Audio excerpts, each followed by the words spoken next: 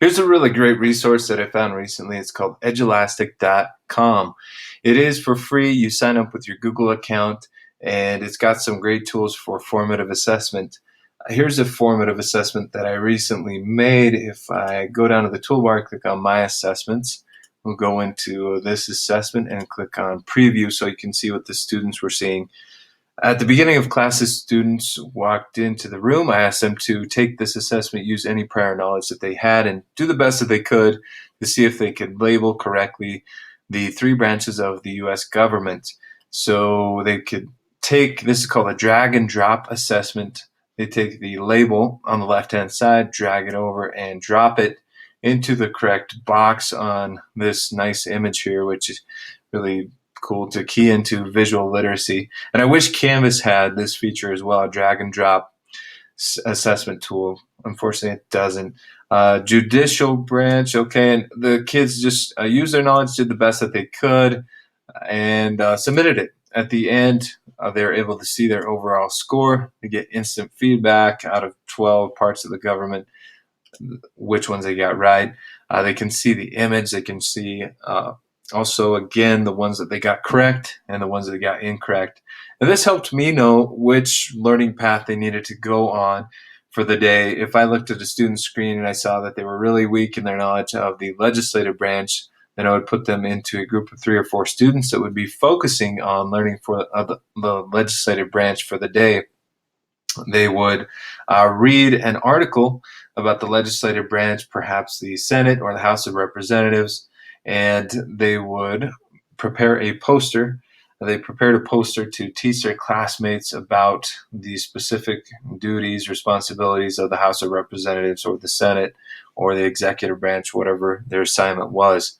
After they were finished, we did a jigsaw activity where the students were able to rotate and learn about the other parts of the government, as well as teach their classmates what they had learned about the part of the government that they had studied. So this activity was a lot of fun. There was a lot of movement around the room. This pre-assessment helped me, this formative assessment helped me to know which learning path to send them on, which group to put them in. So it was a nice, quick assessment to use.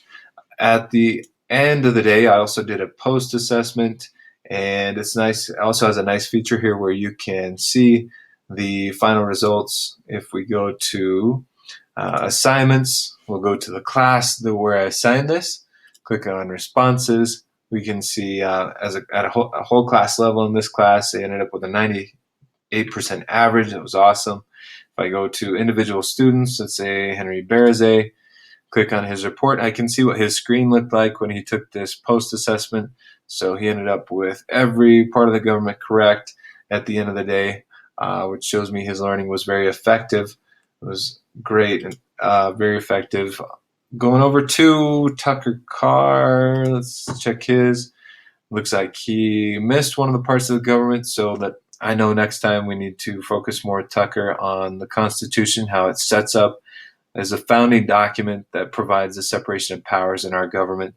And this learning really helped us to prepare to connect with the Roman Republic, how they had different parts of their government that had specific powers, just like our government is divided into 3 separate parts or branches that have specific powers.